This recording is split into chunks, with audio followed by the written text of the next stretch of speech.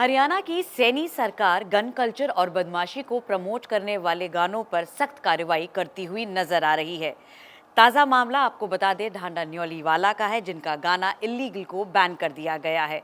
ये गाना 5 महीने पहले ही लॉन्च किया गया था, जिसके बाद इसकी व्यूअरशिप 1 करोड़ से ज़्यादा थी। आपको बता दें कि लगातार जितने भी हरियाणवी सिंगर्स हैं जो भी गन कल्चर या बदमाशी को प्रमोट कर रहे हैं, हरियाणा सरकार उन पर सख्त कार्रवाई करती हुई नजर आ रही है। और यही कारण है कि एक के बाद एक कई ऐसे सिंगर्स हैं जिनके गाने बैन हो रहे हैं यूट्यूब से।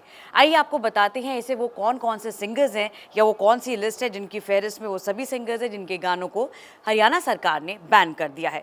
सबसे पहले इस लिस्ट में जो नाम सामने आया था वो था मासूम शर्मा का, जिनके 3 गाने बैन किए गए थे। इसमें आपको बता दें उन्होंने ट्यूशन बदमाशी का, गब्बर भी नाचेगा, 60 मुकदमे, खटोला 2, फिल्टर, 4-5 का पिस्टल, पानीपत की लड़ाई और 2 बंदे, ये उनके गाने थे जिन्हें बैन किया गया। आपको बताएं कि ये सारी कंट्रोवर्सी मासूम शर्मा के गानों के बैन करने के बाद से ही शुरू हुई। मासूम शर्मा ने सीधे तौर पर कहा कि गजेंद्र फोगाट, जो कि एक हरियाणवी सिंगर हैं, वो उनको टारगेट कर रहे हैं क्योंकि उनकी हरियाणा सरकार में अच्छी खासी पैठ है। तो सिर्फ मेरे ही गाने क्यों बैन किए जा रहे हैं, बाकी सिंगर्स जो ऐसे गाने लिखते हैं उन पर कार्रवाई क्यों नहीं हो रही है? मैं शुरू से कह रहा हूँ कि अगर कोई अच्छी पहल होती है तो मैं सरकार की इस पहल का मैं स्वागत करूँ।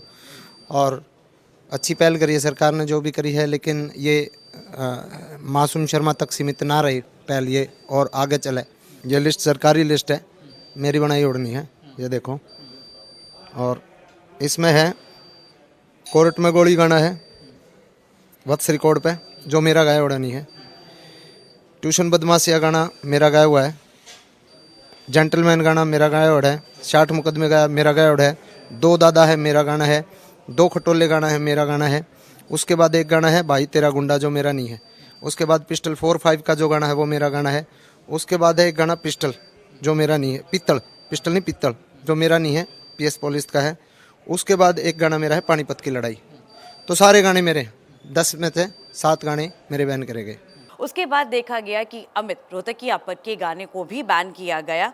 हालांकि इस लिस्ट में जो और नाम है पहले हम वो आपको बता देते हैं।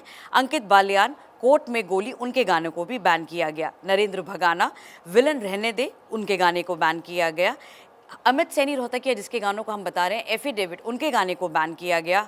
हर्ष संधू की बंदूक, राज मावर और मनीषा शर्मा का बदमाशी, सुमित पात्रा का जो है पिस्तौल गाना बैन किया गया था।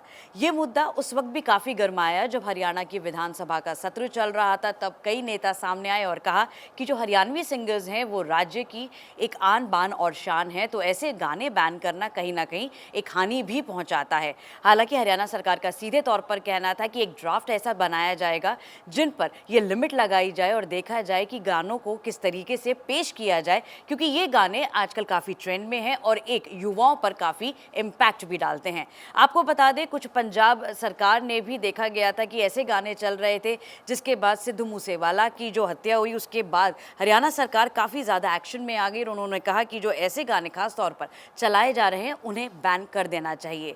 इस लिस्ट में एक और नाम सामने जुड़ा था, वो था गजेंद्र फोगाट का। उन्होंने ये भी कहा कि क्योंकि उन्हें बार बार टारगेट किया जा रहा था, इसलिए हरियाणा सरकार की जो साइबर सेल है उनके गाने को उन्होंने यूट्यूब से बैन कर दिया, जिसके बाद ये कम से कम कंट्रोवर्सी ना रहे कि किसी एक सिंगर को ही टारगेट किया जा रहा है। अब क्योंकि इस कड़ी में सबसे नया नाम जो है वो ढांडा न्योलीवाला का है, जिनका गाना इल्लीगल अब बैन कर दिया गया है।